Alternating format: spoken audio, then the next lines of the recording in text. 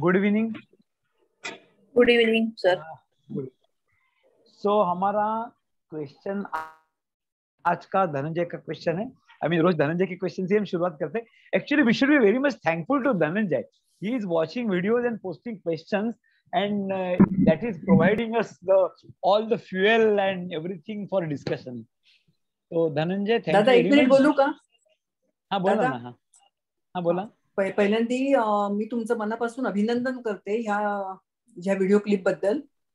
आणि कुठे तुम्ही फाइंड आउट करा. इवन म्हणजे इंडियात कदाचित नसेल, पण जर एज बार हा नसेल तर अजूनही तुम्ही डॉक्टर आहातच, पण ऑफिशियली पण छप्पा डॉक्टरचा तुम्हाला मिळायला हरकत नाही. मला वाटते इंडिया सोडून बाकी काही कंट्रीज मध्ये एज बार नाही आहे. एवढं तुमचं अगाढ ज्ञान आहे आणि त्याच्याबद्दल तुमचा येस मी मनापासून त्याच्याबद्दल स्वीकारतो.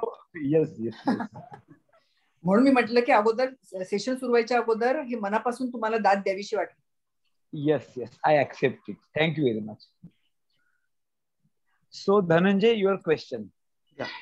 So my question is for someone who is having low blood pressure, it is said that they should eat something salty if they are feeling low or dizzy. So is this correct? It is correct. It is correct because we have many techniques to contain or control the high blood pressure. But low blood pressure, we have very limited options. So, and one of the options is increase slightly the salt intake. The basic understanding of increasing salt intake is salt retains the water. See, do you know the chemical formula of salt? It is NaCl, sodium chloride. NaCl, yeah. NaCl. But it is not only NaCl, it holds two water molecules also. So if I am not wrong, it is NaCl 0.2 H2O. That is how it is written. NaCl 0.2 H2O. So each sodium molecule holds two water molecules. So that will slightly step up the volume of the blood and the blood pressure is maintained.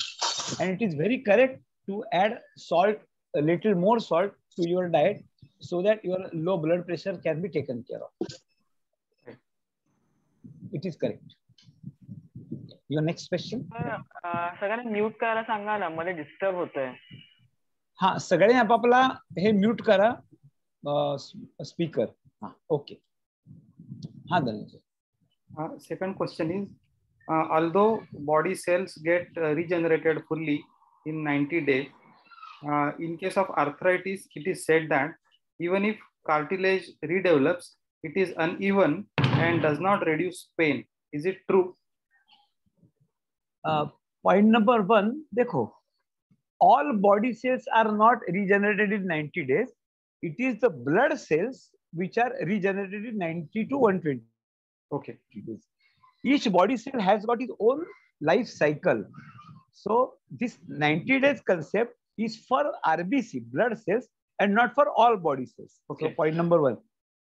So I might have said that, and I might not have qualified that 90 days figure, but now I do qualify that this 90 days life cycle is for RBC, not for all body cells. Because bone cells take years to change. So it is not the 90 days. The second point is very well correct. See, though body has capacity to repair itself, there is one fundamental, I don't know whether to say flaw, but there is one fundamental issue. When body regenerates, it develops often into a scar tissue. See, you take a knife or a blade and cut your skin. Definitely, body will heal the skin, but the skin which is healed, it will leave a scar on the skin. It will not be exactly same as it was original.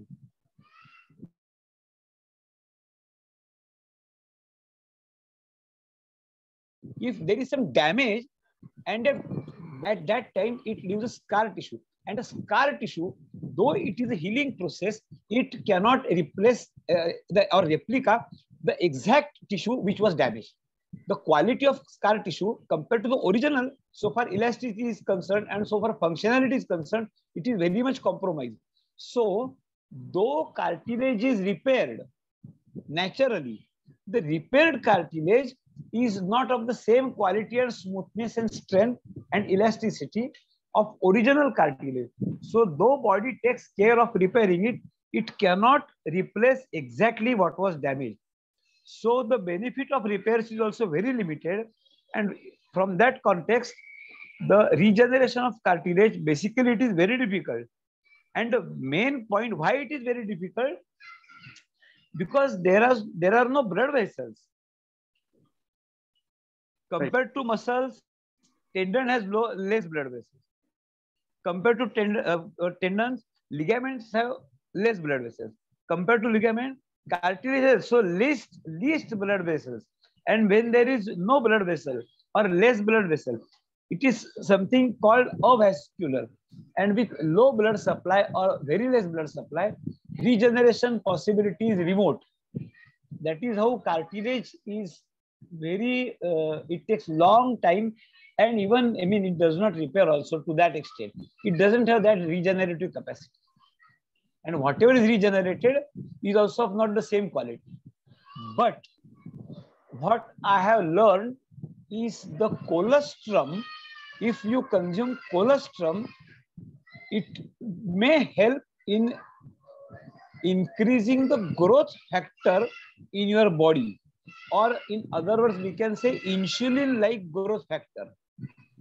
And an insulin-like growth factor or a growth factor, we can say, generated or synthesized or created by colostrum may help in cartilage repairs. Not only cartilage repairs, but ligament, tendon, cartilage, everything, proteins. So many things are regenerated because of this colostrum. Cholesterol म्हणजे आपण चीक म्हणतो ना, गाईच्या किंवा म्हशीचा दुधाचा चीक, पहिल्या 2-3 दिवसाचा जो चीक असतो त्याला कोलेस्ट्रॉल म्हणतात. Though technically I agree that it is very difficult for cartilage to be repaired, but consumption of colostrum may help, because there are some research papers where colostrum has helped in regenerating the cartilage or any body part for that matter. So very marginal possibility. So first place, protect your cartilage. Lekin if there is an accident or some trauma, sudden damage, we can't help it. But otherwise, try to protect it by maintaining good food intake and exercise. So then one curiosity, how the converse, the corollary is also true, or does it take long years? That for reactive oxygen species to go there and damage, it also should take equally long, right? Exactly. Take it from me. Cartilage is not damaged in a day. Yeah. See, wonderful question. Wonderful point. Why we do not experience the damage in cartilage? Can anybody tell me? चलो मैं एक सबको question पूछता हूँ, ये cartilage अगर damage होता है तो हमको खबर क्यों नहीं पड़ती? Any guess? I know, except Dr. Lina, I don't think anybody can answer this question. But so cartilage external नहीं है ना sir, we can feel it. म्हणून पण असेल का तुमचं आतड पण एक्सटर्नल कुठं आहे? काय झालं की 2 मिनिटात समजतं. तू काय बोलतेस? तू पॅरामेडिकल माणूस आहे असं बोलू नकोस काहीतरी. Okay. Having absence of nerves. Exactly. Cartilage मध्ये नर्व्स पण नाहीये. तुम्हाला सेन्सिटिव्हिटी कशी मिळेल? तुम्हाला ते एक्सपिरियन्स येईल कुठं पेनचा? पेनचा एक्सपिरियन्सच येत नाही ना, नर्व्स येते त्याच्यामध्ये. So if 10 years ago your cartilage is damaged, you don't know that cartilage is damaged. Every now and then nobody will go to MRI or X-ray or whatever it is, or modern technology to know what is the status of cartilage as on date. We don't do that, and even doctor also will not advise that, because all these techniques, they use some X-ray or some radiation, I don't know what is that, but that may create problem, other problem. देखो कोई जाके रोज x ray निकालता है कि आज मेरे chest की स्थिति क्या है, आज मेरे चेस्ट की स्थिति क्या है, डॉक्टर खड़ा नहीं करेगा उसको, भगाएगा, ऐसा रोज एक्सरे नहीं निकालते हैं. So we don't know. जब कार्टिलेज डैमेज होता है ना, उसका मतलब है बहुत सालों से वो हुआ है. Precisely, it is not overnight. 8-8, 10-10 साल से पहले कार्टिलेज डैमेज हो चुका होता है, लेकिन हमको उसका अनुभव नहीं था. जब वो डिटोरियोरेशन और डिजेनरेशन इतना होता है, बोन पर बोन घिसना शुरू होता है, तो फिर वो नर्व एंड को डैमेज करके उसका सेंसेशन जाता है और फिर हमको अनुभव होता है. But by that time damage is done to such an extent कि वो फिर रिवर्सिबल नहीं होता है. लेकिन जैसे हम प्रिवेंटिव नेचर करते हैं ना, I think I should get back to some doctor to find out कि ऐसी कोई इन बिटवीन कोई टेस्ट है क्या, which is maybe non invasive, और उसमें कोई रेडिएशन नहीं है, या उसमें कोई वो रेजोनेंस नहीं डालते हैं, और कुछ फाइंड आउट कर सकते हैं कि कार्टिलेज की. जैसे किसी के हार्ट में ब्लॉकेजेस है क्या, you go to any doctor and ask him कि ऐसी कोई टेस्ट है, कोई टेस्ट नहीं है ऐसी.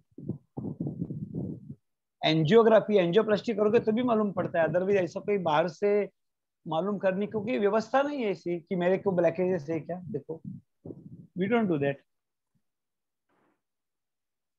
ओके सर, क्लिनिकल एक्झामिनेशन मध्ये फाइंड आउट करता येतं एक्सपिरियन्स डॉक्टर. करता येतं का असं ते किती कार्टिलेज आहे? क्लिनिकली तुम्ही जेव्हा त्यांची अच्छा, नी बेंड clinically. करतात फ्लेक्शन एक्सटेन्शन मध्ये, अच्छा, हा, अच्छा. आणि रिफ्लेक्सेस एवढंच घेतात तेव्हा रिफ्लेक्स घेऊ, त्याच्यात कळतं का तसं किती कार्टिलेज डॅमेज झाले नॉर्मल माणसाचं सुद्धा? किती गुळगुळीतपणा किती आहे आणि नाही आहे त्याचा ते समजतं.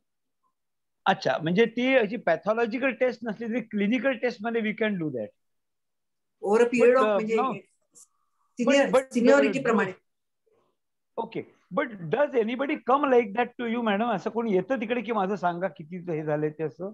ह्याच्याबद्दल नाही, असं नाही कोड, कारण पेशंट जेव्हा कंप्लेंट करतात तेव्हा आपण सांगू शकतो, आणि एक्सरे मध्ये किंवा ह्याच्यामध्ये मी डॉक्टर केळशीकरांना विचारले. नाही, तुमचं म्हणणं बरोबर आहे. नाही, माझं काय म्हणणं, पेन झालं ह्याचा अर्थ 10 वर्ष डॅमेज झालेलं आहे. मला ते 10 वर्षाच्या पूर्वी बघायचंय, असं आहे का काही व्यवस्था? प्रत्येक वेळेला पेन झाले ते कार्टिलेजच्या किंवा ह्याच्या डॅमेजमुळे किंवा वेअर अँड टेअरमुळे झालं असेल असं नाही. असं नाही, बरोबर आहे. नाही, पण कधी कधी लूज बॉडी थांबायचं कशाला?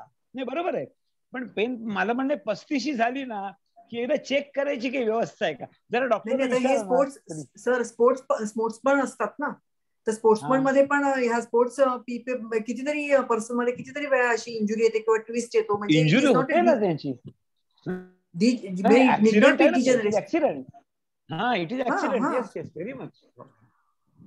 नाही, प्रत्येक वेळेला टेरच होईल असं नाही, ट्विस्ट झाला किंवा काय असतं तरी पण हो होऊ शकतं. पण त्याच्यामुळे थोडं प्रिव्हेंटिव्ह टाईपचं पण चेकिंग करावं, पॉसिबल असेल तर कळलं तर बेटर होईल आपल्याला. ओके, और किसी का कुछ क्वेश्चन है? हाँ, कल्पना. सर, कोलेस्ट्रम तुम्ही जे म्हणता घ्यायला पाहिजे, तर ह्याची काय व्यवस्था आहे का की पावडर मिळते किंवा गोळी मिळते? कारण मी फर्स्ट टाइम ऐकलं. गोळ्या मिळतात कोलेस्ट्रॉमच्या गोळ्या बाजारात मिळतात. Okay. I have consume colostrum for years together. अच्छा, okay. I have consumed colostrum for years together. Okay. And it is a wonderful support system. काय डोसेज असतो त्याचा? कसं बिडी की ओडी कसा असतो? डोसेज कसा असतो त्याचा? एक गोळी दिवसाला? एक गोळी मी 2 गोळ्या घ्यायचो. थोडं कॉस्टली येते, पण 2 गोळ्या घ्यायचो. 2 टॅब्लेट्स पर डे, मॉर्निंग आणि evening. Okay. And it was for general regeneration, not for any specific oriented. Vrishali, thank you sir. म्हणजे हे कोलेस्ट्रॉम कोणी घेऊ शकतं का विदाउट एनी? कोलेस्ट्रॉम कोणीही घेऊ शकतं, त्याला डॉक्टरच्या प्रिस्क्रिप्शनची जरूर नाहीये, आणि it is excellent support system. मतलब मेरी मान्यता ये है, I think that entire it is a package, it is a complete package of healthy human being. अगर कोई सिर्फ कोलेस्ट्रॉल भी लेता है ना, it is a complete package. Any age limit? No age limit. लेकिन नॉर्मली मेरे काम में मैं 16 साल के बच्चे के कम उम्र के बच्चों को मैंने अभी तो कोई ज्यादा कंसल्टेशन दिया नहीं है, because normally those who come to me are 40+। तो इतने ऐसे मतलब फ्रॉम 2 years to 16 years के बच्चे को देते हैं या नहीं, मुझे चेक करना पड़ेगा, then only I will able to tell you. Okay. मैंने तो कभी किसी को रिकमेंड नहीं किया। ओके। मेरे 3 क्वेरीज है, मतलब हाँ, related to video only, number 5 number video. आपने पीरियड्स के बारे में बोला था, मतलब आप जनरल बात कर रहे थे कि वो लेडी को पीरियड नहीं आ रहा था, बट मेरा क्वेश्चन है इसके रिलेटेड कि जनरली पीरियड्स में लेडीज को पेन होता है, एक्चुअली ऑल लेडीज को नहीं होता है, किसी किसी को होता है, 80% लेडीज को तो पेन होता है, तो ये ऐसे क्यों होता है, पेन क्यों होता है ये? ओके। और सब इसके रिलेटेड क्वेश्चन है या और कुछ है? Other 2 questions also related to period, no subject। Period में जब वो लाइनिंग अंदर से निकलता है ना, so pain is basically because of contraction of the muscles. Pain जब होता है ना तो मसल्स कॉन्ट्रैक्ट होते हैं ना, तो मसल्स कॉन्ट्रैक्शन की वजह से पेन होता है, और मसल्स कॉन्ट्रैक्शन होना is integral part of that process. When there is no fertilization, उसको अगर वो प्रेगनेंसी नहीं बनती है तो वो अंदर की परत है वो निकल जाती है, एंड वो जब निकल जाती है तो निकलने के प्रोसेस में मसल्स कॉन्ट्रैक्ट होते हैं, इसकी वजह से पेन होता है। नॉर्मली सबको होना चाहिए, कुछ महिला उनको क्यों नहीं होता है, या फिर उनकी सिस्टम ऐसी है कि with in minor contraction it must be going away, that is why they don't realise the pain. लेकिन पेन होना स्वाभाविक है और वो कोई रोग नहीं है, पेन होना कोई प्रॉब्लम नहीं है, it is a integral part pain होना। एंड सेकंड, हाँ, आपने ना वीडियो में पार्किंसंस एंड ऑस्टियोपोरोसिस इसके बारे में डिटेल में नहीं बोला है, आपने सिर्फ उसका नाम लिया एंड जस्ट इन 1 वर्ड आपने बोला, तो आप ये क्यों, कैसे होता है, ये आप बता सकते हैं क्या? पार्किंसंस के बारे में मैंने कल बात करी थी। जो कॉस्टिक सोडा हम बेकरी प्रोडक्ट्स के बिस्किट्स के थ्रू शरीर में जाता है, वो कॉस्टिक सोडा लिवर को बाईपास करके लिम्फेटिक सिस्टम से ब्लड सर्कुलेशन में जाता है। If that caustic soda damages the myelin sheath of covering of neurons, then neuron connectivity is lost because it is inflamed, it goes into inflammation when it is exposed. When neuron is exposed to the ambience around, it gets सूजन आती है उसको और वो काम करना बंद कर देता है। जैसे जैसे ज्यादा ज्यादा न्यूरॉन्स काम करना बंद कर देंगे तो न्यूरॉन्स का काम क्या है, मैसेज यहां से वहां दे दो। तो हमारी जो मस्कुलर एक्टिविटी है उसके लिए जो मैसेजिंग है, वो मैसेजिंग में अगर बाधा होती है तो हम उसको बोलते हैं कि उसको पार्किंसंस हुआ है। ओके, मतलब basic reason caustic soda, basic reason I will tell you, basic reason is degeneration of myelin sheath, that is covering of the neurons. वो प्रोटीन और फैट से बनता है, तो अगर वो कॉस्टिक सोडा वो फैट में जाएगा और वो फैट अगर वहां जाती है तो वहां डैमेज क्रिएट करेगा। देन फ्री रेडिकल से भी होता है। कॉस्टिक सोडा जो बेकरी प्रोडक्ट में जाता है वो एक समझने के लिए मैं सिंपल उदाहरण दिया, लेकिन माइलिन शीथ का डैमेज होना उसके लिए और भी कारण है, बट वो डैमेज होंगे तब वो पार्किंसंस होगा। और ये जो है ना chemicals in your food which are bypassing the liver creates this damage more in quantity and quality ही, वो ज्यादा कर देते हैं। That is how it results in.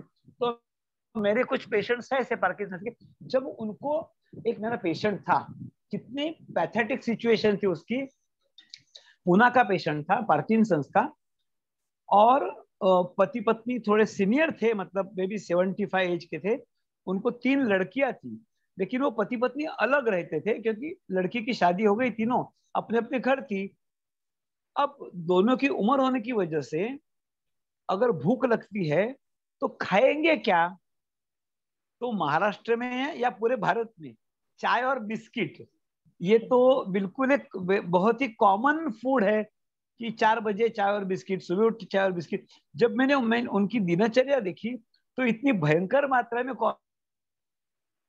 Caustic soda उनके शरीर में जा रहा था, तो मैं बोला कि तुम ट्रीटमेंट की तो बात छोड़ो, कि उसको कोई ट्रीटमेंट वैसे तो है नहीं पार्किंसंस को, तो तुम अगर कॉस्टिक सोडा पेट में डालना बंद करो तो भी आपको, उसको बोलते प्रोग्रेसिव डीजेनरेटिव डिसीज, तो उतना की आप करते हो ना तो आपका फायदा होगा उसका। और उस व्यक्ति को फायदा हुआ। 6 महीने के बाद उसके पत्नी का मुझे फोन आया कि सर उसने, मतलब उसके हस्बैंड का, तुमने बिस्किट और चाय बंद करी और उसका जो डिजेनरेशन था वो रुक गया, प्रोग्रेसिव था वो रुक गया, he has improved his health, और बहुत ही उसको आराम हुआ। उसका जो कंपन होता है ना पार्किंसन में, हाथ कांपते हैं, उसका वो स्टेडी नहीं रहता हाथ, उसमें बहुत इंप्रूवमेंट हुआ था। वो मेरा पहला केस था and both husband and wife were very happy. मैंने बोला तीनों लड़कियों को बोलो टर्न बाय टर्न कुछ रेडी टू ईट फूड करके बाप और माँ के पास लाके रखो, उनको बिस्किट मत खिलाओ। लेकिन किसी को भी ये खबर नहीं होती कि ये सिंपल बिस्किट खाने से भी इतना भयंकर उत्पाद शरीर में हो सकता है। सर मग आपण कॉस्टिक सोडा किंवा बेकिंग सोडा खायचाच नाही का? नाही नाही, बेकिंग सोडा नाही, मी कॉस्टिक सोडा म्हणतोय. बेकिंग सोडा चालतो आपल्याला. पण मग बाहेरच्या बेकरी प्रोडक्ट्स मध्ये बेकिंग सोडा नाही वापरत, कॉस्टिक सोडा वापरतात. त्या तो जो प्रोडक्ट आहे ना बेकिंग मध्ये, बेकिंग ह्याच्यामध्ये नाही वापरत, तो त्या डालडा मध्ये वापरतात कॉस्टिक सोडा. अच्छा. ते जे फॅट असतं ना, we were discussing good fat and bad fat 2 days ago. तो वो बैड फैट, वो जो डालडा में जो बनता है ना बिस्किट, इसलिए 7.4 के सारे बिस्किट शुद्ध घी में बनते हैं. मन है जितना मन है उतना बिस्किट खाओ, कोई प्रॉब्लम नहीं है. पार्किंसंस की कोई संभावना नहीं उस बिस्किट की वजह से, लेकिन शुद्ध घी में बना हुआ बिस्किट खाओ. मैं नासिक से शुद्ध बनाया बिस्किट, नागली मतलब नाचनी और गेहूं का और गुड़ का कितना किलो बिस्किट लाके में खाया है. बॉम्बे लाके, बॉम्बे में नहीं बनाने वाला कोई मुझे मिला, नासिक में एक बेकरी है, वो बेकरी वाला मुझे बना के देता है. यस सर, बहुत टेस्टी है. मैंने हाँ वृषाली, इनो सर, एक मिनिट वृषालीचं कंप्लीट करू आपण मग तुझ्याकडे. Vrishali third question. हाँ, थर्ड क्वेश्चन म्हणजे असा है कि आपने बोला है कि शुगर, एक्चुअली डेविल तो शुगर ही है, मतलब हर चीज में. तो सपोज मैंने अभी नॉर्मल शुगर से मैं खंडसरी शुगर पे आ गई हूँ, तो उसमें डिफरेंस क्या है दोनों शुगर में? एंड खंडसरी शुगर सपोज मैं कंज्यूम कर रही हूँ तो वो कितने एक्सटेंट तक अच्छा है? ओके, फर्स्ट थिंग, शुगर के लिए विरोध मेरा 2 कारण के लिए है. एक तो शुगर बनने के प्रक्रिया में जो केमिकल्स पड़ते हैं उस केमिकल की वजह से, और दूसरा शुगर इटसेल्फ की वजह से. विरोध दोनों को है मेरा.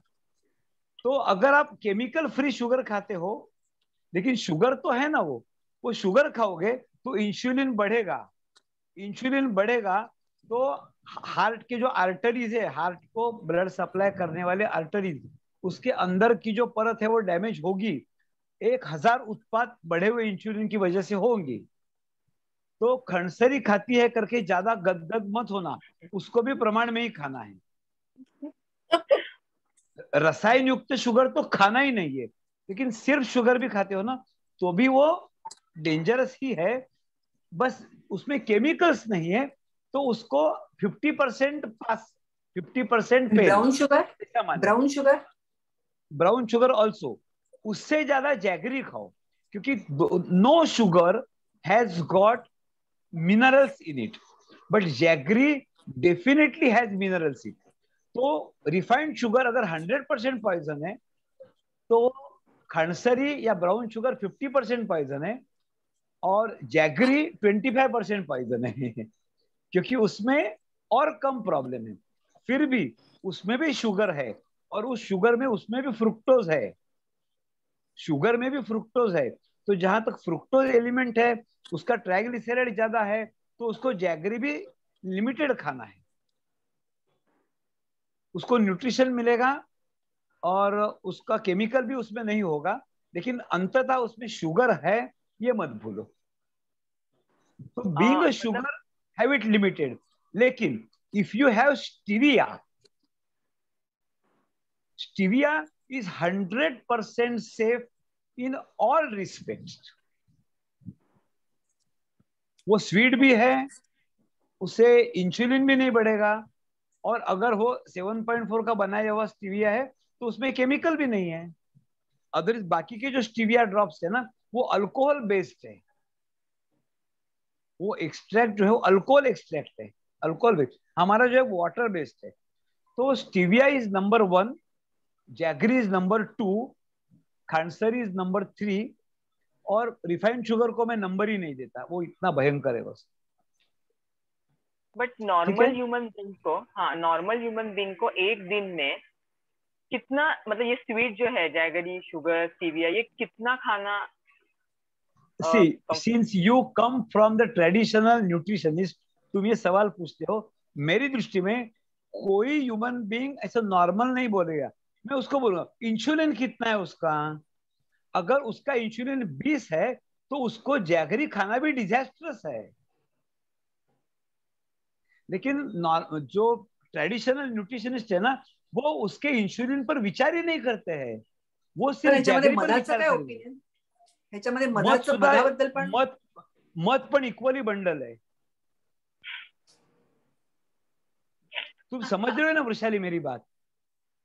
You are evaluating the product. एक मिनिट तो नॅचरल सोर्स आला ना। अगं पण जॅगरी पण नॅचरल नाही का? जॅगरी काय मॅनमेड आहे का? जॅगरी पण नेचर मेड आहे। Jaggery also nature made.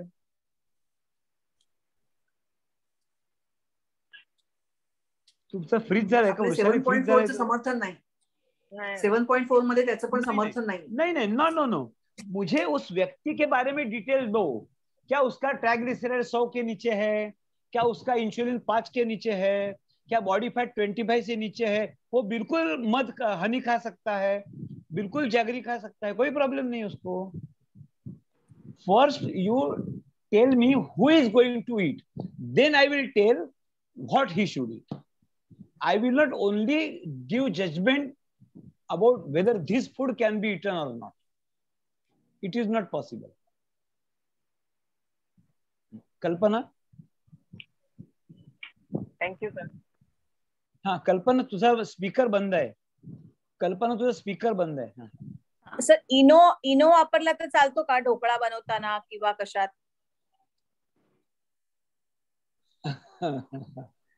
Eno is a chemical, basically. Eno is a chemical. So not chemically processed है, chemically processed है, तो avoid करो इनो, avoid करो। आणि sir we have baking soda, natural baking soda, वो use कर सकते हो, कोई प्रॉब्लम नहीं। ओके। आणि सर श्रुति ने हे ना, बेकिंग सोडा का प्रॉब्लम है। अच्छा, एक नेचुरल बेकिंग सोडा का प्रॉब्लम है।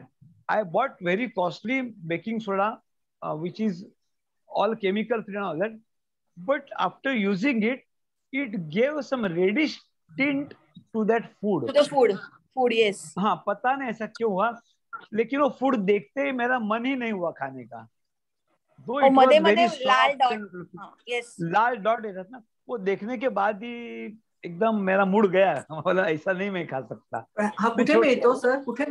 सर हे कुठे मिळतो? ऑनलाईन मिळतो ना, ऑनलाईन मिळतो। हा मी त्याचा इमेज पोस्ट करतो, माझ्याकडे बहुतेक इमेज घेतली मी त्याची ऑनलाईन। बेकिंग पावडर पण हो, सेम प्रॉब्लेम सर। ह्याच्यामध्ये ह्या सगळं एक मिनिट, हाँ लीना बोला। हाँ एक मिनिट, मी बोलू? हाँ बोला, मी बोलू? ह्या फक्त खाण्याच्याच आयटम मध्ये जे आपण नेहमी खातो अंड, तर त्या अंड्यामध्ये तुम्ही गावठी अंड आणि इंग्लिश अंड ह्याच्यामध्ये काही तुम्ही डिफरेंशिएट करू शकायची गरज? यस, उसमें डिफरेंशिएट करने के लिए बहुत अहम मुद्दा है। दो बातें हैं। मैं जो डिफरेंशिएट कर रहा हूं ना, it is not on nutritional count, क्योंकि अगर आप दोनों अंडे का न्यूट्रिशनल काउंट देखोगे ना तो मोर और लेस सेम है. गाउठी अंडा इज नॉट मोर न्यूट्रिशियस. ये बात दिमाग से निकाल दो. गाउठी अंडा इज मोर न्यूट्रिशियस, ऐसा नहीं है. गाउठी कोमड़ी को वो हार्मोन के इंजेक्शन नहीं देते हैं, इसलिए मैं रेकमेंड करता हूँ. और वो जो सफेद कोमड़ी है ना, वो सफेद कोमड़ी को वो इंजेक्शन देते हैं. दैट इज वाई मुझे वो अपने 7.4 में उसको ज्यादा हम महत्व नहीं देते हैं. नॉट बिकॉज गाउठी अंडा is more nutritious, it is not more nutritious, same है. इवन गाउठी कोमड़ी ऑल्सो, स्वाद अलग है, लेकिन मैंने दोनों का खाया है. कम से कम मुझे तो खबर नहीं पड़ी कि किसका स्वाद अच्छा है या खराब है. लेकिन सफेद कोमड़ी को वो इंजेक्शन देते हैं, इसलिए प्रॉब्लेम होता है. 200% गावठी कोंबडी सुपिरियर आहे. चवीच्या दृष्टीने 200 ने 500% चविष्ट. आई विल टेल यू, लेकिन I mean it is my limitation. I could not differentiate, क्योंकि उसमें ना, मतलब मैं तो बनाया नहीं, जिसने बनाया था उसमें इतना मसाला डाला था ना कि वो सारा मसाले का ही टेस्ट मुझे आता था. So I was not able to identify इसमें, इस टेस्ट में कोमड़ी का टेस्ट कौन सा है और मसाले का टेस्ट कौन सा है. So unless I test it raw, वो मुझे समझना मुश्किल है कि ये कोमड़ी का टेस्ट है कि मसाले का टेस्ट है. इतना तीखा डालेगा, इतना कोबरा डालेगा, इतना ऑयल डालेगा, इतना वो वाटन, वाटन बोलते हैं ना, वाटन, इतना वाटन डालेगा कि वो कोमड़ी का टेस्ट ही पता नहीं चलता. एंड इनफैक्ट फ्रैंकली स्पीकिंग, मुझे कोमड़ी और मटन खाऊंगा ना तो वो भी मुझे पता नहीं पड़ता है मटन है कि कोमड़ी है. थोड़ा थोड़ा खा लेता, नहीं मुझे नहीं समझ. I can identify, I can identify. Joshi बुवा म्हणून आयडेंटिफाय करू शकत नाही. Just time check. आणि शेवटचा प्रश्न ग्रीन टी. शेवटचा प्रश्न green tea. No, green tea is also comes from the same tree and we don't recommend green tea because पण तुम्ही बोलता ते प्रोसेस नसतं ना, प्रोसेस नसतं त्याच्यामध्ये. It is least processed, it is least processed, but theobromine and one more tannic acid and theobromine, all three elements are present in green tea also. Apart पण फार कमी प्रमाणात बोलतात, 5 ते 10%. फार कमी असतं. But I would say take tulsi tea, take ukala, take kahwa. There are so many options. अगर polyphenol चाहिए तो there are many options we have. आंवला लो, आंवला टी करो, जहां तक हो सके उससे दूर रहो, बचो. ओके सर, विचारू. You have any question? या सर, श्रुतीने ना हे शुगरच्या ऐवजी हे दिले, FOS. नाही, असं हे नाही, मला त्याचा फोटो काढ, इन्ग्रेडियंट आणि फ्रक्टो ऑलिगोसॅकराइड्स मोनो एंड. बरं, फोटो काढून पाठवू का? हा, फोटो काढून पाठव मला. त्याच्या जे डिटेल असतात इन्ग्रेडियंट्स, त्याच्यात मी बघून सांगतो तुला, because I haven't seen this. Thank you sir. Okay, एक लास्ट क्वेश्चन कोणाचा आहे की? Any question? मला डिसीज, मी बोलू? हा बोला. मला डिसीजचं चाललं होतं, त्याच्यामध्ये मला वर्टिगो बद्दल थोडस माहिती हवी होती. आपण वर्टिगो हा मोठा सेशन आहे. आपण पुढच्या वेळेला वर्टिगोवरती बोलूया, कारण मला ते पूर्ण कानाची रचना आणि वर्टिगो का होतो आणि त्याच्या मागची काय पार्श्वभूमी सांगावं लागेल. इतक्या शॉर्ट एक जस्ट जाता एखादा क्वेश्चन कोणाचा असला तर I can open the topic brand new. And migraine also, sir. I think all questions are taken care of. Sir, migraine is so we conclude here, Dhananjay? Yes. Thank you. Thank you. Dhananjay? Yes, Dada. We'll conclude. ठीक है. Okay. Conclude. Okay. Thank you. Good night. Bye bye. Thank you.